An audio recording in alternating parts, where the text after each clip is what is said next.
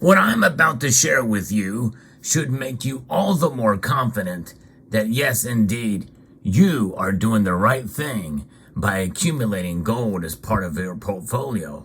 I'll explain why as we explore.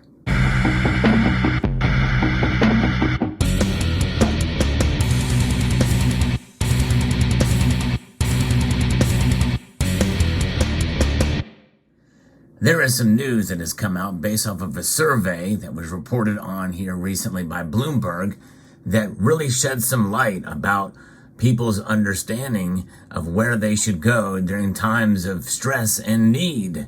And I'll tell you what that means here in just a moment. But if you enjoy videos like this, I hope you will consider pressing that thumbs up button down below, subscribing to the channel if you haven't done so already, and maybe sharing this video with others. Trying to get the word out because it seems like it is getting out, at least to some extent on this front, because there's a lot of things happening in the world these days. A friend of mine shared with me this story from Bloomberg that gives us a greater insight as to what investors are looking at in the event that we run into a crisis with the debt ceiling. Something that we've not seen since 2011, but it's a little different this time. The article doesn't actually address this, but we're going to be running up on a debt ceiling crisis here that anyone from the range of folks from Joe Biden to Larry Kudlow says it's not going to happen. And you know what? Both of them are probably right. However, the very fact that it's being brought up and the fact that it's becoming a part of the news cycle and it has the markets nervous means that there could be some repercussions of this that may be unintended or maybe, depending on your point of view, intended.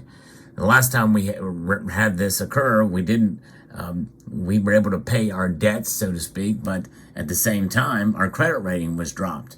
So here's what is happening here now with this debt crisis. We've got inflation that is happening right now. And that's a new angle that we're looking at, and it's got investors worried. The risk of a U.S. debt default now is greater than ever before, and I think partially because of this wide gap between views between the parties. And really, it's not even so much about a difference in political party, but it's what amounts to sanity versus insanity, and both parties are to blame for some of that, especially when it comes to spending. It's a big problem. For investors, there are few places to hide other than the oldest hedge in the book, and they understand that. The precious metal, gold, is by far the top pick for those seeking protection in case Washington's game of chicken over the debt ceiling ends in a crash, according to Bloomberg's latest Markets Live Pulse survey. More than half of the finance professionals said gold is what they would buy if U.S. government fails to honor its obligation. And that is quite revealing that so many would do that. They have a little chart here that shows this, and I think this is quite revealing.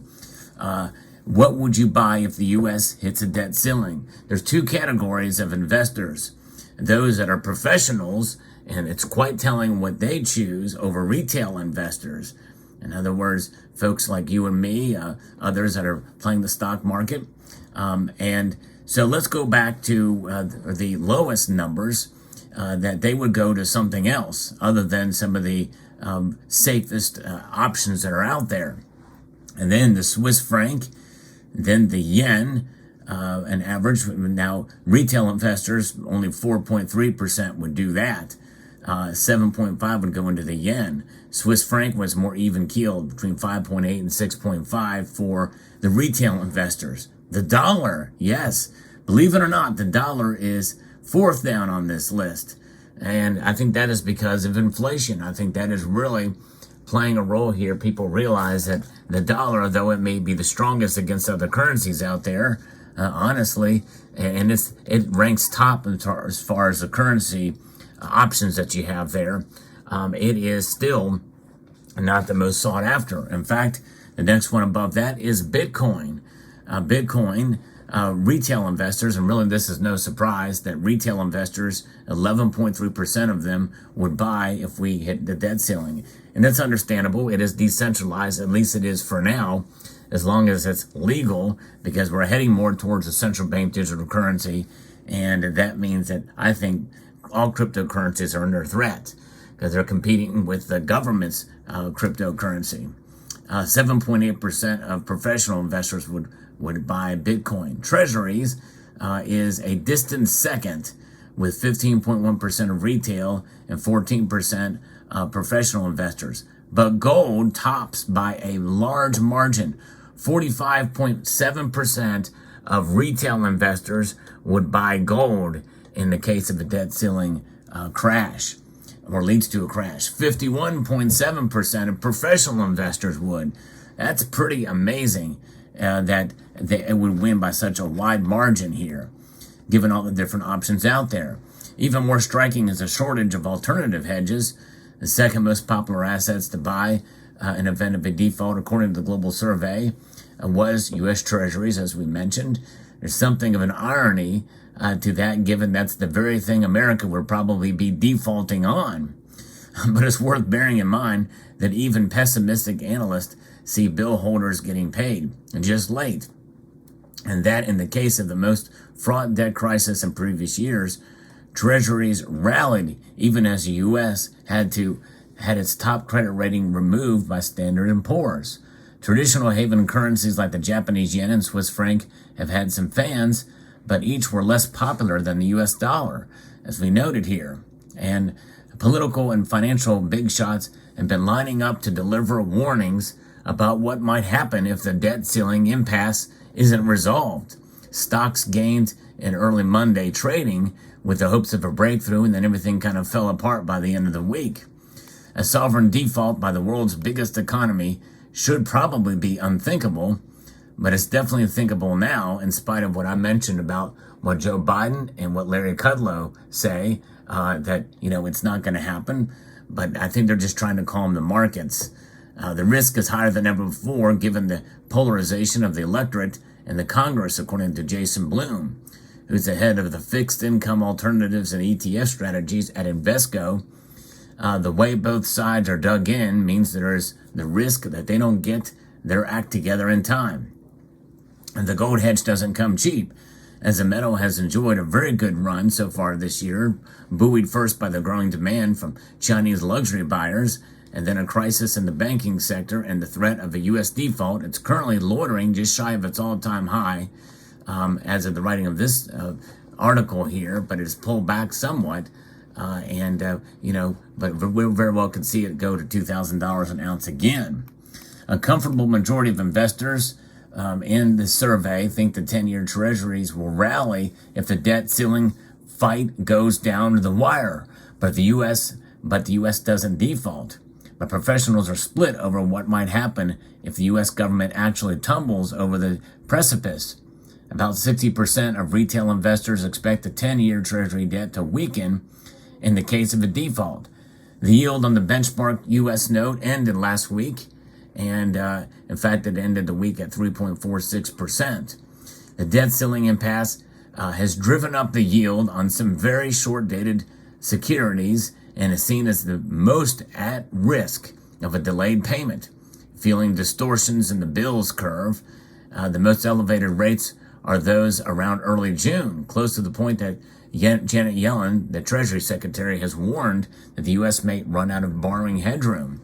If the department can make it past mid-June, then it's likely to get a bit of a breathing room, expected tax payments and other measures before facing fresh challenges from late July, where market pricing also indicates a degree of strain and concern. And in 2011 standoff, which led credit rating downgraded by the S&P 500, but not an actual default, a surge in treasury buying took the 10-year yield to a then record low, while gold rallied and trillions were wiped off the global equity values. So that could have played a role to some degree in gold and silver's massive price increase, but I think there were other factors at play there too. If we do not see a short period of default, the market reaction would put pressure on Congress to raise the debt ceiling. And some people feel this whole debt ceiling crisis anyway is unnecessary, because when Congress passes budgets we got to stick to those budgets, and it should not be something that's done, after the fact. It's based off of an old law that came out in the mid '60s, and but nonetheless, the legislation has been passed. It seems like we got to go ahead and just go on with what is there, and stick to that which has been spent. But the thing is that there are ways to decrease spending, I think, even administratively, on the executive level. But obviously this administration has no stomach for that, to be able to cut costs on the administrative side, on the executive branch, which is where most of the money is spent, and from these programs, government. But nonetheless, there's where we are at with this debt ceiling crisis, and it could weigh in and have some problems. It may hurt the dollar, and from this survey as well too, 40.97% say it'll have a significant negative impact, but only if the U.S. defaults. And surprisingly, about 29%, or almost 30%, say it'll have very little or no outcome, and 15% say significant negative impact if the U.S. gets close to a debt ceiling or defaults. 13.6% say significant damage has already been done and can only get worse, especially when you have the Federal Reserve that is wanting to tighten up, and then you have a government that wants to spend more.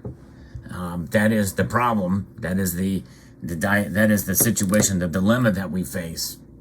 We'll see how it plays out. But nonetheless, the very fact that these retail and professional investors, they are looking at gold as the answer to this, is really good news. It's really good news for gold, because people are waking up. I know that's a term I've used in recent videos as of late with silver, but also with gold too. People are waking up. It is the ultimate safe store of value, and it's starting to become mainstream. It's beating Bitcoin by a wide margin here. And so therefore, we should be encouraged, and we are doing the right thing by holding gold in our portfolios. So that is something, and very exciting, I think. And I think that's probably going to mean that likely, as more and more people start to see what's coming down the pike, even if we do avoid this crisis, this immediate crisis, there's a larger crisis looming, and that is the massive spending, the massive debt, and the continued move towards central bank digital currencies, which is going to make people nervous in different ways. So therefore, it's best to have something that is private, it is stable, it is amazing in many different ways, and it is proven, and it has proven itself time after time. No matter what happens, no matter what kind of epoch, generation, religion, empire, it's survived it all. Gold. So there you go. Let me know what your thoughts are in the comment section below. Hope you found this video informational, insightful, and educational. I'd like to extend a multitude of gratitude to you all for taking the time to watch, and to encourage you to please rate, share, comment, and subscribe.